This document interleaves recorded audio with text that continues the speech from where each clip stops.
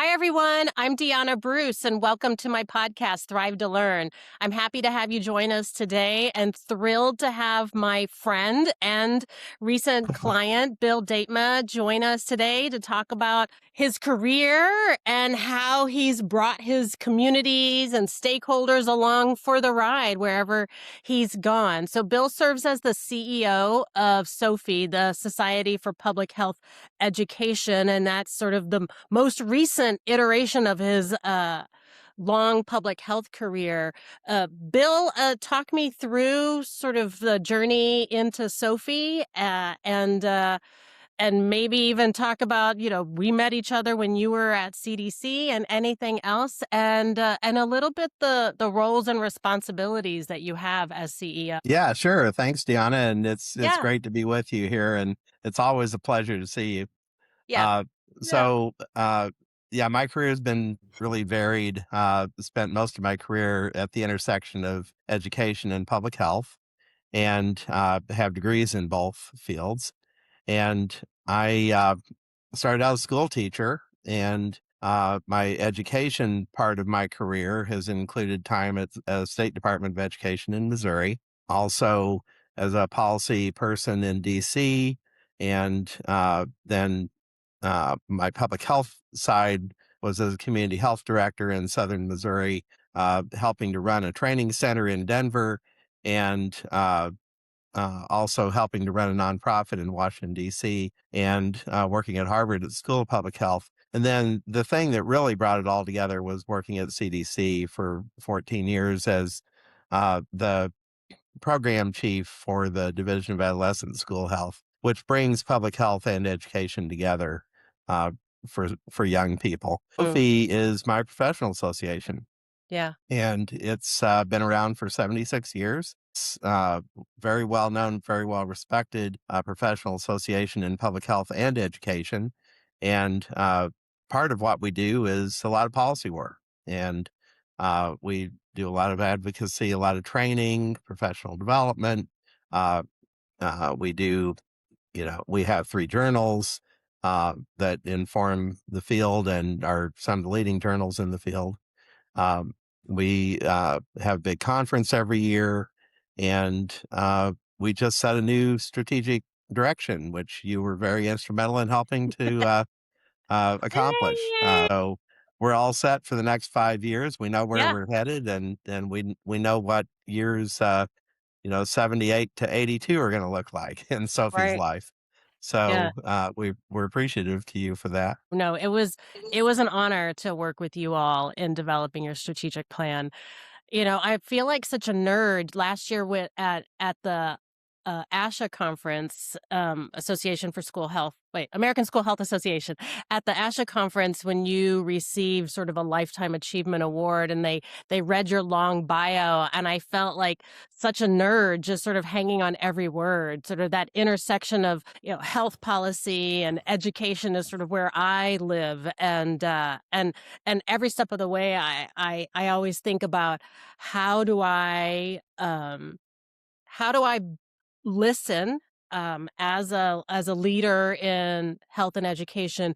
How do I listen and make sure that I'm developing the right programs that are going to meet the needs? And there's one thing to look at the data and have a data-driven approach to your strategic plan, to your program development, to your curriculum, to your instruction. But it's also really important to just listen to people and figure out what they need. So how do you what's your secret sauce to making sure that you slow down enough to listen and capture what people are asking of you, and then put in place those plans to do just that to meet their needs? Yeah, that's a really good question, Deanna. I think, in any human service field, and certainly public health and education are both human services, it's very, very important to build trust. And you can only build trust by listening and by responding respectfully and by working with people where they are, being inclusive, making sure that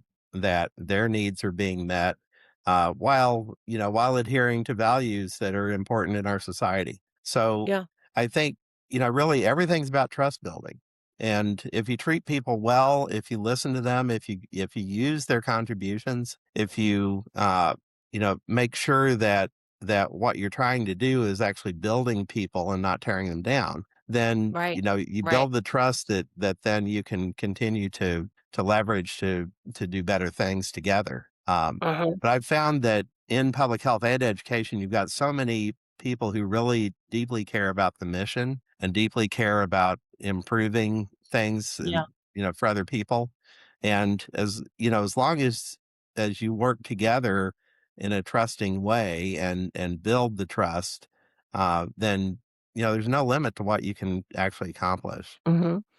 Yeah, and I think that it's important that trust is super important, and one thing that I always lead with when I work with folks is empathy, Yeah. and try to build empathy and try to teach how to teach empathy when I lead a team, and I see that connection, when you demonstrate empathy, it's a lot easier and faster way to build trust.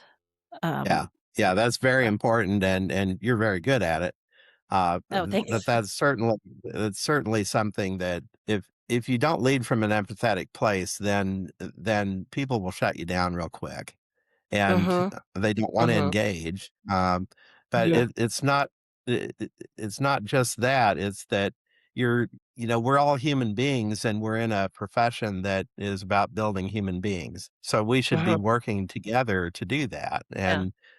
and we all have none of us, regardless of how much education we have or how much experience we have, none of us know all of it. So we Mm, we need to depend on each other and make sure that you've got the right folks at the table and that you're being inclusive and making sure that everyone understands, how to build something that's relevant for all. mhm.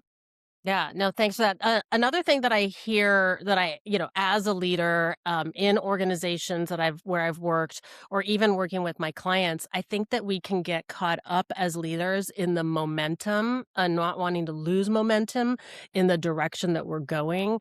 And so, what do you say, or how do you guide folks when they're like, we don't have time for stakeholder engagement? We don't have time to host a focus group. We don't want to lose momentum. We got a deadline. That's it. Yeah, Wh yeah. How No, do you that's engage? that's absolutely right.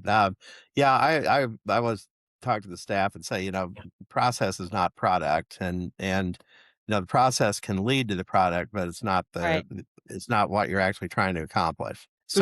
So, the process needs to be in service of what your mission is and what you're actually trying to get done. And Yeah. it's easy to get into the analysis paralysis place, where you've got, you need more data all the time, or you need, you've got to talk to one more person, or you've got to get, X Right. number of Yes. focus groups done or whatever. At some point, you just have to move forward and pull it together and Uh-huh. set a direction. But I think, your mission can really help to help when is the time to keep moving. Mhm. Mhm. If you're not accomplishing the mission, then and you're just in a uh, kind of a circular path, then it's time to move it forward, and that requires some leadership, and it requires, as you said, listening to others and helping others understand, that it's time to keep going. Mhm. Mhm. Well, I'll also tell you what I've observed watching you, over the years is, you bring a when you're leading a group, you have a strong sense of self, and, and and I appreciate your direct communication. You also show a lot of grace,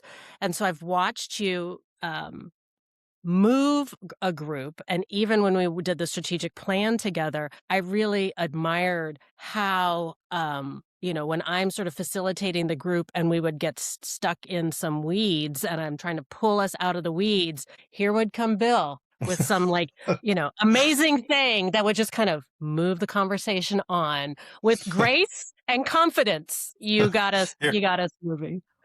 here would come Bill for better or worse, but you just can't. That will be written But on you your just tombstone. Here comes Yeah, Bill for better. exactly, for better or worse.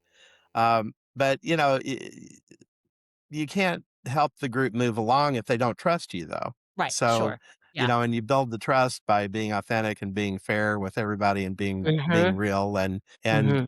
the in our work in public health and education, you've got a lot of really good people that really want to Yes. do the right thing. And Mhm, so, if you use their talents and you make sure that they're included and mhm. you listen to them and make sure that it's about the group process and group product, Yeah, then it's not all about you, all the time. right. Yeah, And yeah. nor should it be. No. I lead Sophie for this very specific moment in time. And, we've got a new direction and, uh, we'll have new leadership soon and Mhm. then I will have made my contribution and I will move on.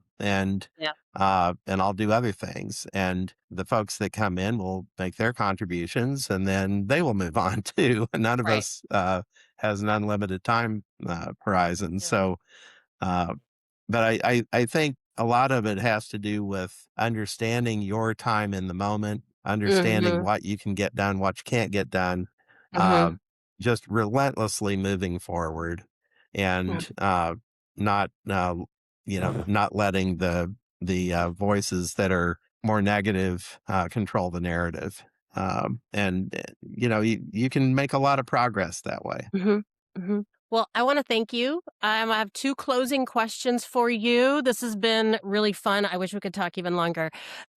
Tell me what keeps you up at night. Oh gosh. You know, it's it's tough to live in the US right now. We Sure. have the coarseness of our society, Yeah. and the division is really tough, and the fact that Mhm. we have uh, leaders of all sorts that keep stoking that division is really tough. Yeah. For someone like me who believes that, pulling people together in consensus and working, for working virtuously toward a common shared goal that's good for everyone, uh, that environment gets real hard. And Right. and I'm looking forward to a more productive environment in our country, Mhm. and in the world for that matter. And an even more reason for us to be around to do this work and to develop, Yeah, yeah, the next generation of folks, to yep, build community with each other. yep, Um, absolutely. what makes your heart sing? Oh gosh, all the people. It's like I've stayed in this work for a long, that our family had a business that I probably could have made more money doing that. There were also, corporate opportunities. I could have probably made a lot more money Mhm. doing that. And Sure. it's like, I stay in this because of the people. The people are wonderful. A lot of folks, like yourself and others that we worked with together that really have their heart in the right place. They're trying to do the Mhm. right thing to help the next generation come along and build their knowledge and skills. That Mhm. those people are what keep me doing this. And I'm going to be soon leading the national PTAs. I'm their president elect, and that's another organization that I deeply care about that I've been part of for 50 years and plus, and they've been around 129 years, Right. and Yeah. they're the nation's largest child advocacy organization. A lot of Mhm. great people there doing really good stuff, and nobody making a dime doing it. No. So Mhm. the motivation for me has just not always been money, and the people that I work with and what they do to advance, make the world a better place is what makes Mhm. my heart full. I love that. Well, this has been awesome, Bill. Thanks so much. Oh, thank you, Deanna. Yeah, I hope you have a great rest of your day, and I'm looking forward to chatting again soon. Yeah, likewise, anytime.